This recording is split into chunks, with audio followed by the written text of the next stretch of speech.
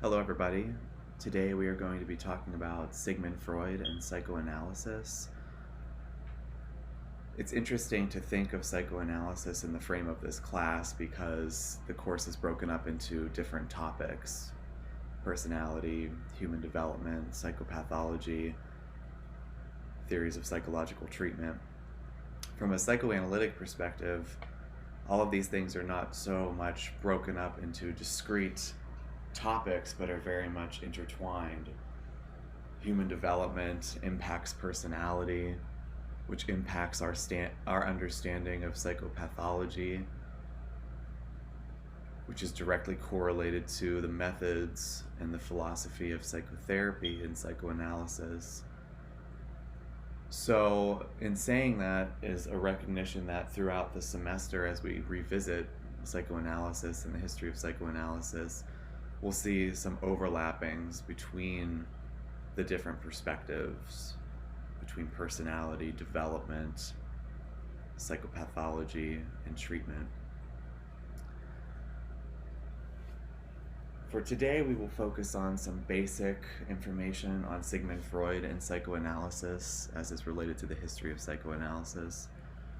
We will go over some biographical information on Freud's life and development, cultural information related to the time period, including anti-Semitism in Europe, um,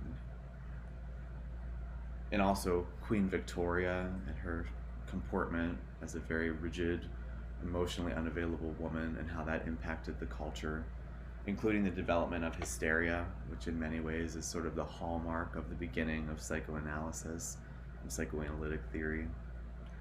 We will move on to the development of Freud's thinking in relation to the topographical model, psychosexual theories of development, which also encumber libido, which is essentially the psychic energy that operates within the self and within the relationality with other people.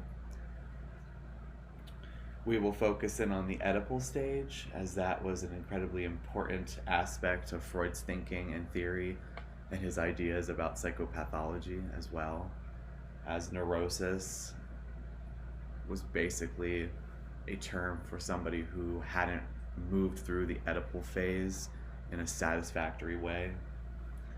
We will then go on to talk about Eros and Thanatos, which are basically the divisions of life energy, or energy, the libido, into two different forms.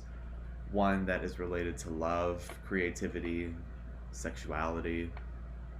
The other, which is related to destruction. And then Freud's final model, which came to fruition in the early 1920s and is central to his essay, The Ego and the Id, in 1923. So, beginning with some biographical information, Freud was born Sigismund Shlomo Freud in Freiburg, Moravia, which was the Czech Republic, in 1856. His parents were Jacob Freud and Amalia Nathanson. His mother was quite a bit younger than his father, 20 years, Jacob's junior, and his third wife. Now, many people think that the fact that Amalia, Freud's mother, was so much younger than his father, Jacob, might have, in a developmental way for Freud, really laid down the idea of the Oedipus complex, which we'll get into later, but basically has to deal with a young child's desire for the parent of the opposite sex, while also developing a deep resentment, hatred, desire to dispatch the parent of the same sex. Jacob had two sons from his first marriage, Philip and Emmanuel. It's my understanding that Freud was pretty close with Philip, and I think he saw Philip as an older brother figure, more like a father figure, as Freud's father was so much older than he. Freud's relationship with his father was indeed very complex, and he was deeply affected by his father's death in 1896. Freud actually developed a travel phobia in 1896 after the death of his father. He saw his father as, I think, a rather weak man. Um, Freud's family were Jewish, and anti-Semit, anti-Semitism and anti-Semitic behavior was rampant in Europe at this time. We tend to think of the Holocaust, the 1940s, as sort of the explosion of anti-Semitism, but that had been around for so much longer. Here we're talking about the late 1800s into the 1900s. There was one memory that Freud had of his father being ridiculed by a man for being Jewish. He might have even spit on him, and this was in Freud's presence when he was a small child. And his father didn't do anything about it, and Freud, growing up, always saw his father as a weak man for letting that indignity befall him. Freud, in that way, used to identify with really powerful figures, people like Hannibal, Napoleon. He saw himself in some ways as a conqueror of the unconscious. Jacob Freud and family moved to Vienna in 1860 for financial reasons and to escape the Nazi Jewish feeling in Freiburg. Freud's parents had 6 more children after moving to Vienna: Rosa, born in 1860, Marie, born in 1861, Adolphine, 1862, Paula, 1864, and Alexander, 1866. He attended the University of Vienna at the age of 17 and graduated from the University of Vienna in 1881 with a post as professor of physiology. He left post due to financial reasons and social political issues. So if you were Jewish at that time in academia, you were pretty limited in how much you could ascend in the hierarchy. And this was true in medical practice too. There were certain more prestigious professions that were really only afforded to people who were genteel, non-Jewish. So he ended up becoming a physician, beginning with the General Hospital at Vienna before moving into private practice, again due to some of those constraints. He became interested in mental illness when working with Joseph Breuer, Charcot in France, Janet and Fliess in France. A lot of these ideas initially around mental illness had a lot to do with degeneration, ideas about degeneration, or there being something wrong with you genetically or dispositionally. Now, that idea was also true in relation to anti-Semitism. There was a belief that Jewish people had some innate defect. Because of this, Freud rejected, after a while, the notion that mental illness was linked to some kind of abnormality of the body. I believe it was Wilhelm Fliess, who Freud studied with for a while, who identified abnormalities in the nasal structure as being part of mental illness and hysteria. Freud moved into his studies on hysteria and even published a work with Joseph Breuer in 1895. He was introduced to it through Breuer's work with Anna O, who was a very famous early patient. Again, contemporary culture was incredibly anti-Semitic, patriarchal, highly oppressive, particularly in relation to expression of sexuality and emotions. This really, I think, at least from the way that it's been taught to me, came out of Queen Victoria. We talk about the Victorian era as being one of repression and highly proper behavior in speech, rejection of sexuality, rejection of any kind of sort of passion, right? And she, as kind of seen in this picture, was a very unemotional woman. She actually disdained emotional expression. She was, rejected the idea of open sexuality. And it was customary at the time for the subjects of a monarch to kind of take on the qualities of their monarch, right? So, in her disdain for emotion and her disdain for emotional expression, that spilled over into the culture, and it restructured the culture in a way where everybody was very proper. Emotional expression was hindered. It was considered gauche or inappropriate to express emotion. Sexuality was hindered, not discussed. This was particularly true, this moral preoccupation with sexuality with women and children. Women were chaste, masturbation was suppressed, but it was true for everybody as well, men as well. I mean, they were not afforded the same kind of freedom that one would have now in our patriarchal society. As discussed before, the anti-Jewish sensibility caused Freud to view his father as weak, for his unwillingness to stand up to personal anti-Semitic slights. We talked about Freud's identifying in fantasy with notable figures who advanced secularism, freed Jews from persecution, Hannibal, seen in the photo, right? Moving secularism, right? It was really important for Freud. Freud was a Jewish man in his sort of cultural tradition, but he really rejected religion, including Judaism. He rejected all religion as being childish and reflecting a unconscious need to have some sort of superior father figure.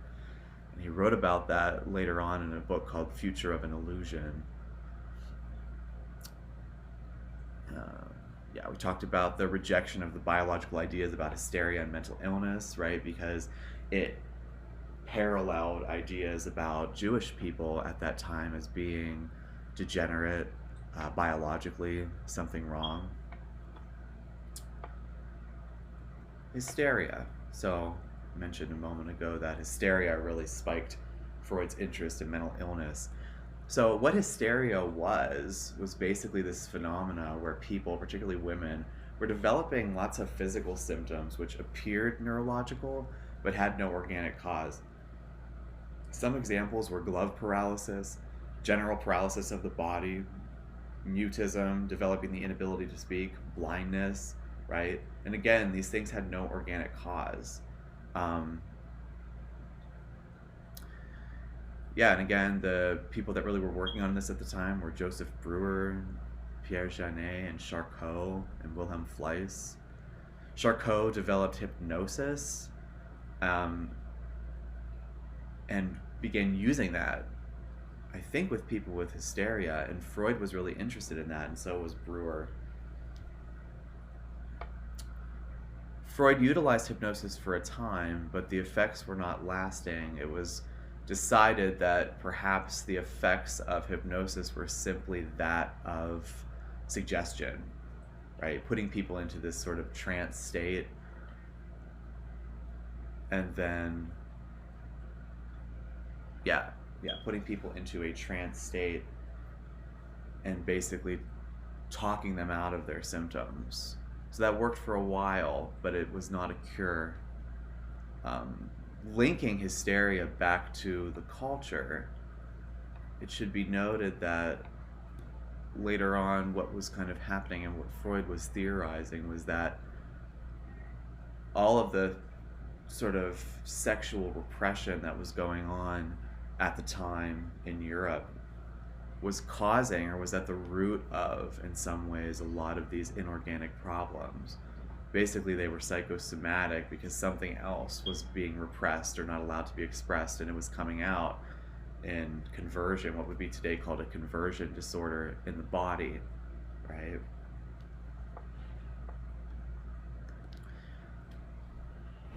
Now, Freud really aligned with Pierre Janet initially, partly because of his rejection of a biological model, initially anyways, biological model of hysteria, right? Or a model that suggested that there was some kind of abnormality, again, because of the fact that Jewish people were seen in a similar way.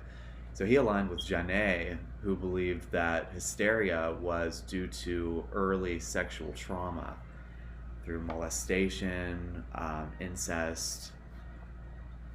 This was a very controversial idea in Victorian era Vienna. Freud, when he espoused this seduction theory of hysteria, was really ridiculed. This was very problematic. People thought him a pervert. They thought him to be a social heretic. Right? The Anna O case, Brewer's case, seemed to exemplify the seduction theory of hysteria in relation to the themes that were emerging. And again, Freud began using hypnosis to treat hysteria, but found it unreliable. Many could not develop trance states, or trance was shallow because the trance was necessary, right? This is where he developed the technique of free association, right? So in hypnosis, you get people to go into this trance state, and there seemed to be a piece of suggestion with that that was related to symptom removal, temporary symptom removal. So Freud found that not necessarily putting them into a trance state completely, but putting them into this sort of slight trance state where they would then free associate. And what free association was basically just saying anything that came to mind, right? We all see, and I think it was on the first slide, you know, the classic couch, right? We know the trope of the psychotherapy couch. Well, the reason for the couch initially was the fact that it was viewed as necessary to get a person to go into this deep free association. The psychoanalyst would sit behind the patient while they would lay on the couch. They would not be able to see the analyst. They'd be out of sight. And they'd be encouraged to kind of go into this sort of regression and to free associate anything that came to mind. And the point of that was, for Freud, that in order to understand where the symptoms of hysteria were coming from, right, we had to kind of shut down a part of the personality that would censor itself, and we had to look for the underlying meaning in the language. So there were two surfaces of meaning. There were two levels of meaning, pardon me. The surface level, that which was given through the free association, and the unconscious meaning, the under meaning, which was that which had to be reconstructed through the symbol of the language. And that's why it's called psychoanalysis, right? Early cases of Dora and the Wolfman exemplified Freud's sexual theory of hysteria. Well, Dora's case really exemplified the sexual theory of hysteria. That's where he really came up with, through the case study method, his understanding of transference, right? And the use of transference in therapy as a way of abating psychological problems. And he found that out actually with her in the relation to the fact that the case was unsuccessful, right? The Wolfman, on the other hand, really exemplified the idea that, because the Wolfman was somebody who was considered an obsessive neurotic, what he found through his work with the Wolfman was that obsessional neurosis was linked to unconscious hatred or aggression towards a loved person in their life. Okay, so now these early kinds of developing theories really linked to what Freud called his topographical model of the mind, right? I mentioned how in order to get at the sort of coded meaning behind the person's symptoms through the free association, there was a assumption that there were levels of communication, right? A conscious and an unconscious, right? So he found that through his work, but then through that he developed what was called his topographical model of the mind, right? Which was broken up to the idea that we have three levels of consciousness: consciousness, pre-consciousness, and unconscious, right? Conscious, what we are aware of at any given moment, right? In any given moment. Because then we also have something called a pre-conscious, that is things that we might easily be aware of at any given moment, but we simply aren't. Like, it can be accessed pretty easily if needed. Like if I shift my focus, like right now I'm very much focused on this slide, the topographical model of the mind. That is in my conscience. But if I shift my focus to my left, there's a painting on the wall. That is in my conscience now, right? And it's a painting of a peacock, right? I know that that painting's there, right? But if I'm looking at the slide, it's not in my conscience. It's only when I redirect it and it's easily accessible, or some kind of memory that's very easily retrievable if we are prompted. The unconscious is different. This is parts of the personality and parts of experience that are locked away, right? That we can't get at. And it can only be accessed through the psychoanalytic method. So again, it's going through the conscious language to find the unconscious meaning that is linked with the symptoms of hysteria, right, in this case, and then later on different forms of mental illness, quote unquote.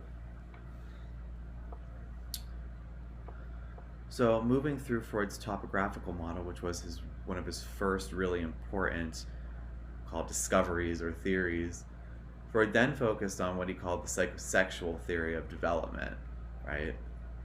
This was outlined in his book, 3 Essays on the Theory of Sexuality in 1905. Here we should talk about the pleasure principle and also libido and energy. So the pleasure principle for Freud was this idea that people, that organisms, really aim at maximizing their pleasure, their pleasurable experience, and avoiding the unpleasurable experience. Okay. Now libido, we talk about libido pretty loosely in relation to sexuality. Now this was true for Freud, but there was something else about libido that was different. Libido for Freud was the psychic energy, right?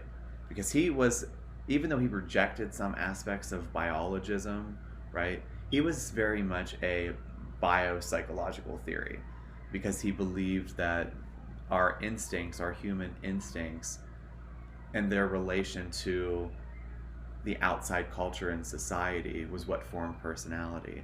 So the libido is the energy, right? Is the psychic energy that we direct into the world.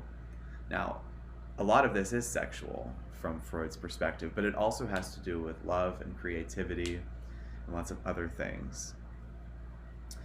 So again, if the young person's, the young child's instinctually driven aim is to maximize pleasure and avoid unpleasure, right? This gets directed out into the world towards the early caregiver. So Freud also identified different erogenous zones, biologically oriented pleasure centers, right? And these are linked up with the different sort of developmental phases. So the child's first phase that they come into is called the oral phase, where the pleasure is centered around the mouth, right? The soft and the hard palates. So that's their way, the child's way of maximizing their pleasure, right, is to stimulate that area through breastfeeding, through sucking their thumb, right, through biting. And this is from 0 to 1 year of age. And you'll see too how this links to biology and instinct, because the child's pleasure center is located in the same place where it's necessary for them to receive nourishment, thereby surviving, right? So it's also linked with self-preservation, survival. I was going to say genetics, but that's not what I mean. Evolutionary processes, right? So that's the first phase. And then the second phase is the anal phase, where pleasure is centered around the anus. And this is 1 to 3, 18 months to 3 years of age, okay? Yeah, centered around the anus. Gratification is organized around the withholding or expelling of feces. This is also when, for young children, their aggressive drive begins to formulate. So when we think about this, there's this term that comes up of the anal character, or being anal retentive, right? So what Freud had theorized was that people who later in life develop what we call obsessive compulsive personality styles, rigidity, emotional rigidity, limited emotionality, really deep need to control, meticulousness, really frugal in their money, is linked to this anal phase, because what happened for Freud was a little bit of a power struggle between an over-controlling parent during potty training, and a child who wanted to control his own or her own or their own defecation, right? Their own potty training. So what happens then is that that power struggle gets internalized in some way, and the child also begins to kind of fear their own aggression, because their aggression maybe caused a lot of punishment at that time, right? So people who are anal characters or obsessive compulsive also have this unconscious fear of their own anger and their own destruction, right? So just to reiterate, this libido energy is related to the psychosexual theory through the erogenous zones that are developmentally oriented, right? The oral related to the mouth, related to pleasure in the mouth and sucking and biting. And the anal, again, centered around the anus, gratification, withholding or expelling of feces. I should mention too that for optimal personality development, Freud thought that a young child needed an optimal mixing of both gratification and frustration. So the parent, giving the child breastfeeding often when it's hungry or when it wants it, but also not always giving into it, was what was considered healthy. What Freud called his fixation theory of personality had to deal with when either too much gratification or too much frustration occurred at either of those periods that caused a person to kind of be unconsciously stuck in that position. We described that with the anal character for the anal phase, and for the oral character, that version also exists in people who maybe overeat. This is from Freud's perspective. We're thinking of people who overeat, people who drink a lot, people who smoke, people who bite their nails a lot, people who are orally aggressive, right? That would be considered to be a fixation in the oral stage due to either too much frustration or too much gratification at that time. Now the Oedipal, the phallic stage, which is probably the most important piece to the Freudian theory, right? Especially as it relates to development. Obviously inspired by the Greek myth of Oedipus, this stage happens between the ages of 3 and 5, where the child desires to possess the parent of the opposite sex in sexual fantasy. This part for me is interesting. So when we think about like sex with, a parent of the same or of the opposite sex, we imagine it as adults in intercourse, but the thing about that is that children at that time don't have genital sexuality. Like their sexual desire isn't directed to their genitals yet. That doesn't happen until later. So I'm a little bit unsure about what Freud means by this. I would imagine a better way of kind of posing this issue is less about intercourse and more about contact and possession and desire for closeness, and to possess the love of the parent of the opposite sex solely, the love being the closeness and the contact. So in that phase, the child develops these murderous desires towards the parent of the same sex, right? Wants to get rid of, if it's a little boy, he wants to get rid of the father to possess the mother's love entirely. What happens though is the child then begins to develop this fear due to their fantasy of destroying the parent of the opposite sex, that parent will then retaliate against them for their transgressions, for their wanting to kill the father. Right? Anxiety will develop, right? Especially through castration. Okay. Now this is different for boys and for girls from Freud's perspective. Freud believes that little boys fear being castrated at this stage, at the Oedipus stage, for both their wanting to possess the mother and wanting to kill the father. But he believes that little girls think that they've already been castrated because they notice their lack of a penis, right? And then he develops this theory called penis envy that many, many feminists rightfully have discredited, and reconstituted in other ways.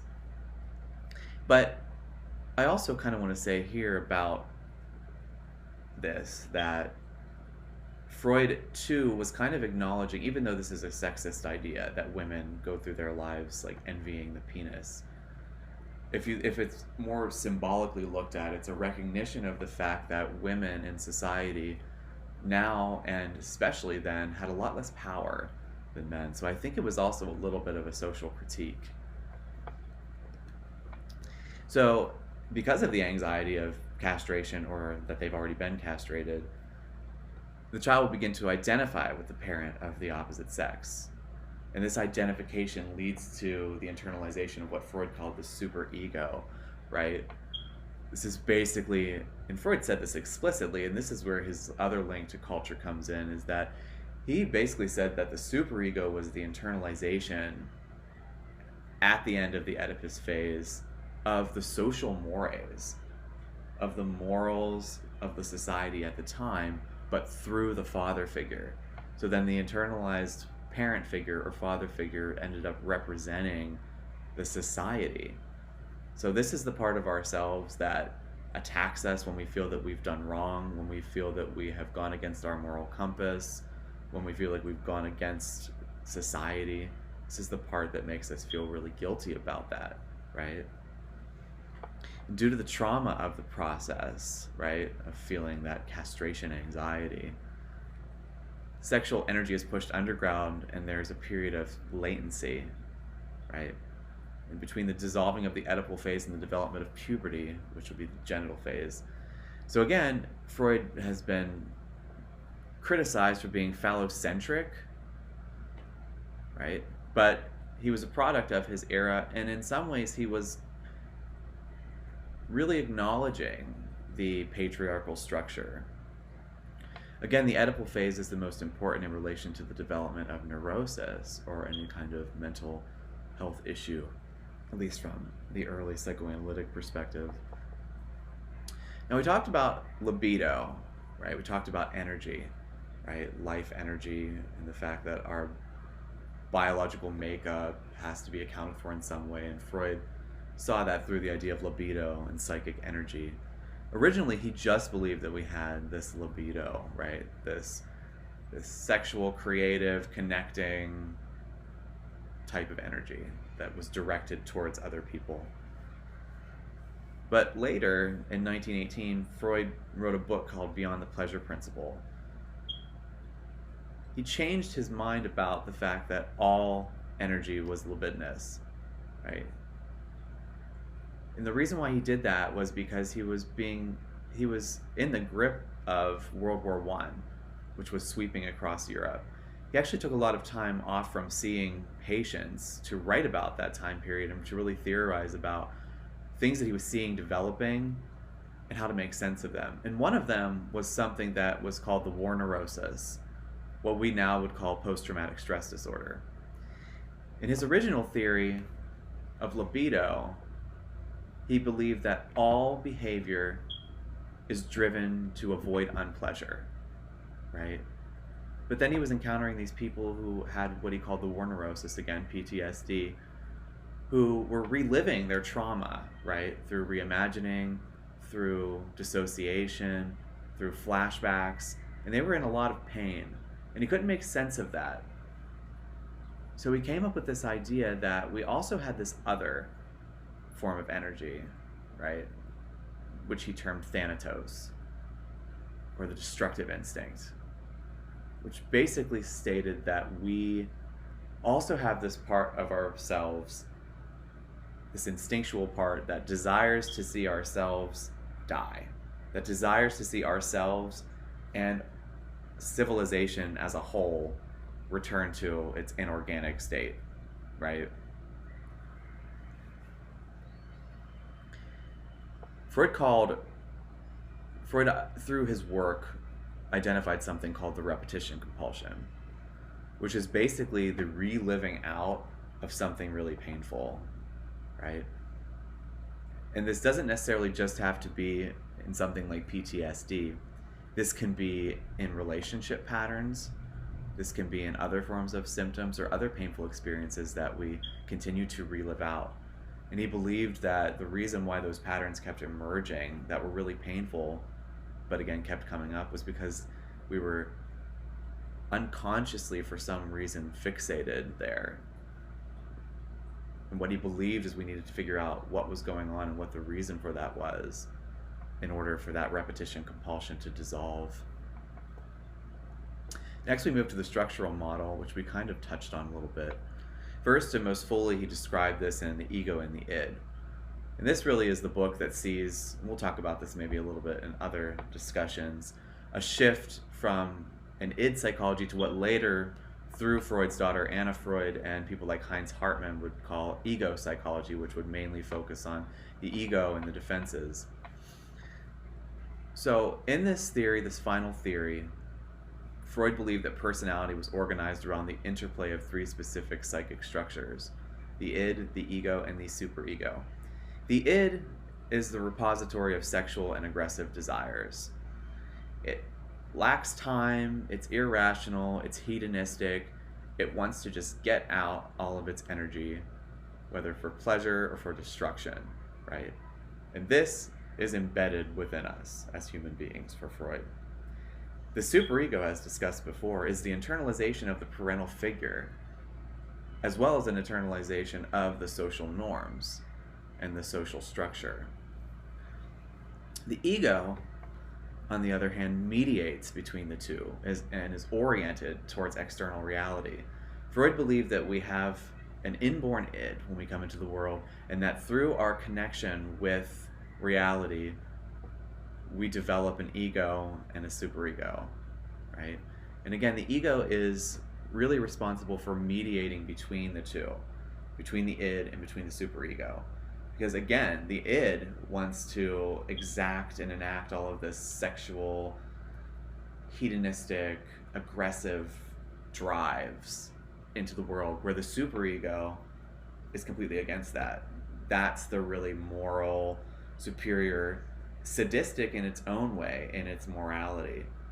So when those two come in contact with one another, there's a lot of problems from a psychoanalytic model. Anxiety ensues. Lots of other kinds of problems with depression might ensue from this model. So what we need is something to mediate. So Freud talks about, again, the ego. And one of the major, and the ego is related to the reality principle. And again, it mediates between the authoritarian superego and the hedonistic id. In order to mediate, it employs what Freud calls defense mechanisms, right? Repression is really central for Freud, right? Just the unawareness of things that are really problematically painful, right? Denial. We deny them. Projection, instead of recognizing an impulse that's coming up in me, say my own anger, I might see somebody else as angry.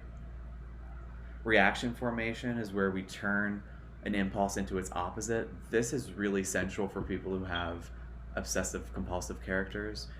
An example would be, I'm really, really pissed off at my boss for being given a poor evaluation, let's say.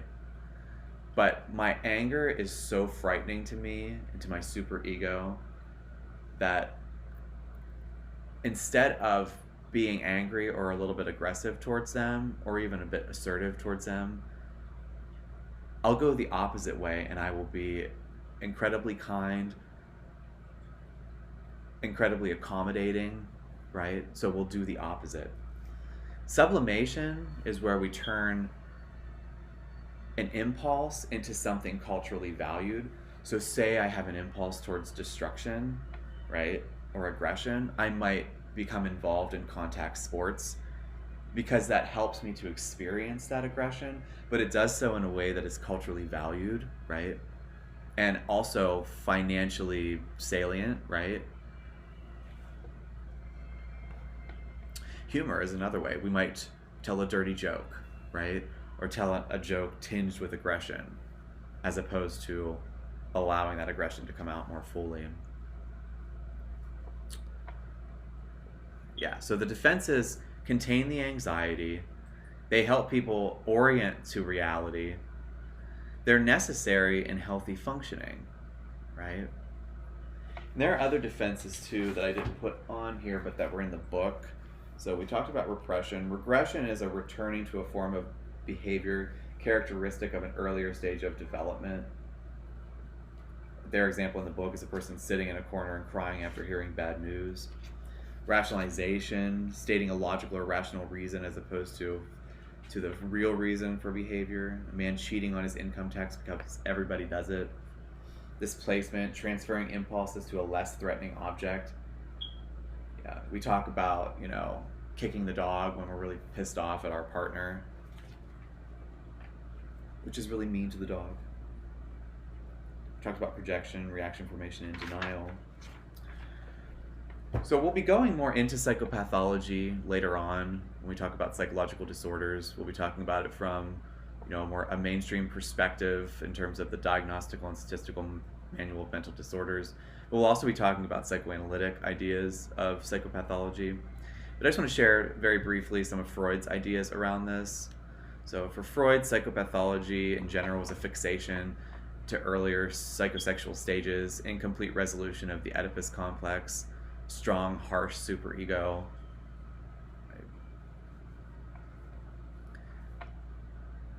Psychoanalytic thinking moved from focus on hysteria to more general neurotic conditions such as obsessional neurosis, phobias, and what he called in 1917 melancholia, which we today would call depression. Another aspect of psychopathology would be a rigid defense structure, right?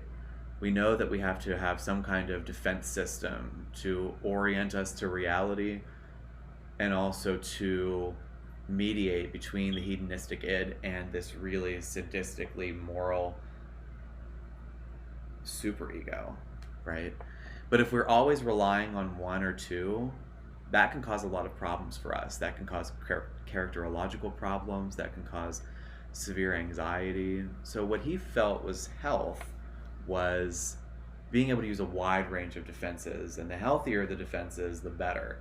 There were certain defenses that were considered more primitive, such as projection, right, and denial, and those that were considered more advanced, such as repression, and those that were considered even more advanced than that, such as sublimation, and altruism was really important, which altruism is essentially giving back to the community or doing for others, going beyond yourself in some way. That was a really healthy defense mechanism for Freud. We talked about repression of unconscious and aggressive sexual drives, mainly in relation to the residue from the Oedipal phase, right? So if for whatever reason our unconscious Oedipal system or that experience was so traumatic for us, that theme might come out again in our neurosis, right? Through a really strong superego that causes a lot of problems. It should be noted that Freud was comfortable with working with neurotic level, what he called Oedipal issues, those people who hadn't quite made it through the Oedipal phase unscathed. So they were dealing with a lot of neurotic problems in their defenses, in their anxiety, in their relation to other people, right? But this changed later on in psychoanalysis, and we'll get into this later, especially when we talk about object relations, and then later on when we talk about psychoanalytic diagnosis. Freud really mapped the Oedipal area, right? And of course people continued to contribute in that. But his mapping of the pre-Oedipal area was really minimal. It was basically just those few psychosexual stages before the oral and the anal phase. And Freud very rarely worked with children, right? He usually worked with adults, and he developed his theory of early development based on their free associations and the themes that were emerging. But later on, object relations theory and other theorists, other psychoanalysts would develop a much more thorough, much more rich understanding of early childhood development, talking about infancy through the first 2 or 3 years of age. We'll talk about some of these folks later on, people like Melanie Klein, Ronald Fairbairn, Donald Winnicott, Edith Jacobson, Margaret Mahler, Otto Kernberg, etc. So I should mention that this slideshow is part of a larger PowerPoint that we might return to a little bit later on when we talk about treatment. And there are also some things in here about art and its relation to psychoanalysis that we might bring up as well. But just to review, so we went through Freud's biographical information, his youth, how his relationship with his father was impacted by anti-Semitism, as well as how his theory of the Oedipus complex was informed by the structure of his family, having a much younger mother than his father, and also having a brother who was almost old enough to be his father.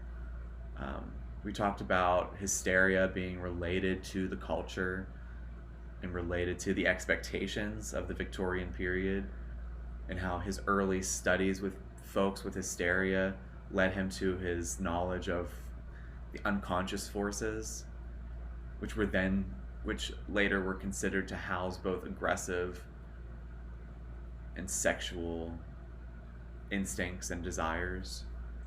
Then we talked about the psychosexual stages and libido as being the energy, and the pleasure principle, maximizing pleasure, avoiding unpleasure. Talked about the oral phase, the anal phase, the fixation theory of personality, wherein too much gratification or too much frustration causes a bit of a fixation, a holding in that space that comes out later on in life. We talked about the Oedipal stage, right, and its impact on neurosis.